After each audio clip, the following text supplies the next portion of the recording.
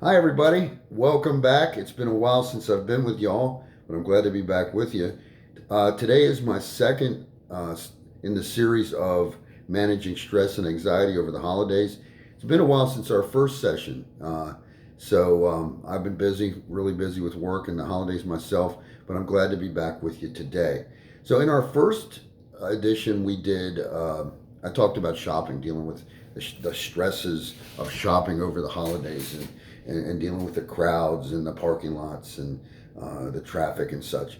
And hopefully, we're 2 weeks before the Christmas holiday. Hopefully, most of you are near done or done with your shopping and it went stress free for you.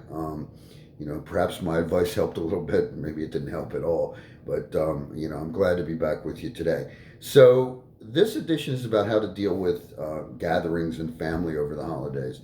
And full disclosure, I was going to make this kind of a sarcastic satire thing about how to get out of certain events you don't want to go to, or how to leave early if you're not having a good time.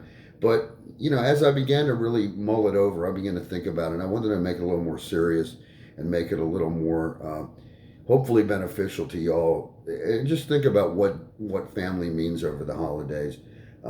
As I said, my first inclination was to be like, say things like, well, if you have smaller kids, they get sick a lot. You can use them as an excuse, but I don't really want to do that. So I'm just thinking about the people that don't have family this time of year, the people that don't have family or friends, that don't have a lot of connections, and okay, let's be real here. So we all have family members that annoy us, right? All of us. People we don't choose to be around or don't want to be around a lot, that get on our nerves. And around the holidays, when we get together with family, this becomes a stress for people and it can make you very anxious. But hopefully, what I'm going to tell you today will make it a little bit more palatable for you. And it's something I'm going to keep in mind over the holidays myself.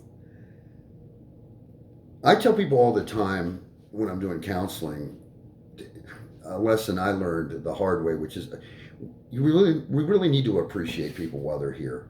Um, I guess we kind of get in our minds that people are going to be here forever, whether it be your parents or a friend or your children or whoever. Um, but that's simply not the case. I mean, I learned a lot in the past 5 years. My father died, my father in law died, my best friend died. And, I guess somehow in our subconscious, we think these people are always going to be fixtures.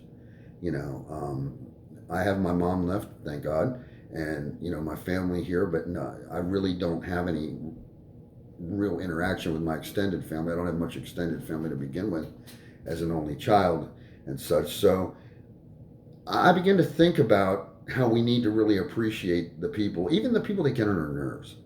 Because whether they get on our nerves or not, they're people that we care about and care about us.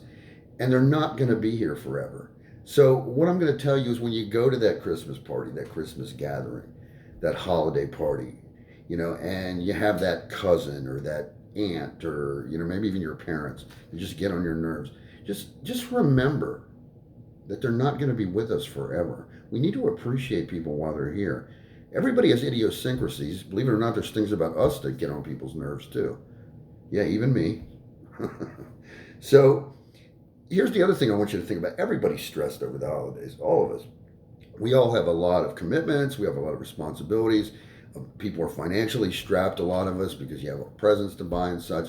So we need to give people some grace and cut people some slack. So when we go to these parties, these gatherings, let's just enjoy being with the people we care about, the good and the bad. People deal with us, the positives and the negatives. We need to do that too. So let's appreciate the people while they're here. Let's just enjoy our time with them, because we won't have that time forever. And that's nothing you want to keep in the forefront of your mind, that it's kind of maudlin to think that this person's going to die eventually. So, but let's just focus on appreciating the people now for what they are. You know, and I really wanted to say that today. I didn't. I thought to go into a little, like I said, a little bit of the let's get out, let's figure out how ways to get out of things we don't want to be out or leave early. But I didn't think that was a good thing to do, especially around the holidays. So here's the point: if you want to minimize your stress and your anxiety and your depression level over the holidays, let's just appreciate people for who they are. recognizing that they won't always be with us. And I think if we're mindful of that, I think it'll make those stressful gatherings that sometimes get on our nerves just a little bit easier. So that's it. That's I don't know that I'll do another one in this series. I have some new things planned for the new year. I hope you will all stay with me. I appreciate everybody that watches these and gives me feedback on them. Don't forget they're all available on my YouTube channel. You just go to YouTube, type in my name, and there's my channel, and you can see my smiling face right there in front of you. So feedback welcome. Tell your friends, tell people about it. Just here to help. Anybody needs me, feel free to reach out anytime. Glad to help anybody. So take care of yourselves, and I'll probably be back right before Christmas with a Christmas message for everybody. But until then, have a good one. Peace.